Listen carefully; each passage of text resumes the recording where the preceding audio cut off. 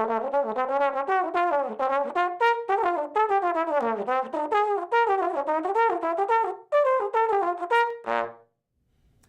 everybody, Keith Hilson at the Trombone Shop at Schmidt Music, back with another instrument review for you. Today I have a really interesting piece of trombone history, namely a Martin TR4501 Urbie Green small bore tenor trombone. So those of us in the jazz community of course know, a lot of us are very heavily influenced by Urbie Green, who of course just passed away at the end of 2018.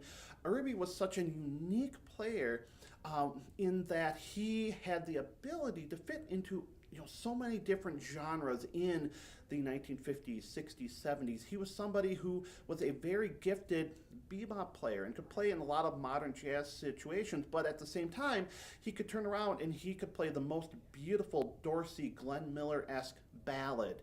And somebody go around and had his foot very solidly in the traditional jazz, Dixieland jazz scene as well. So somebody with a lot of versatility, an amazing player. A lot of people consider him to be a true virtuoso. And in the early 1970s, he started working with Martin on his own trombone. And so this became available in the mid-1970s, and it was actually available through Martin. By that point, Martin had been purchased by LaBlanc, but it remained available really through into the 90s.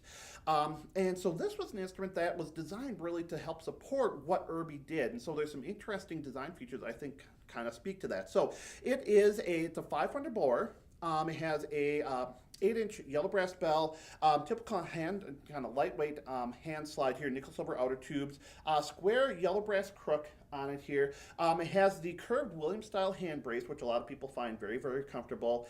A couple things interesting. It has a little bit smaller hand brace on the hand slide itself, which was to Urbie's design. You wanted a little bit smaller version there. Overbuilt things here. We have thick nickel silver here and thick nickel silver on the brace here, and that was actually a design feature by Urbie as well, because he noticed that, of course, for a lot of trombone players, this is a contact point for them, and so we ended up with a lot of wear here. So he specifically wanted this built to help to inhibit some of that deterioration, the pitting that happens over time with this here. So really interesting stuff, and again, something I just think is designed to fit a lot of Urbie's versatility. So I'm going to attempt to show at least a little bit of that versatility here. I'm going to be playing all of this on a Bach 6.5 AL.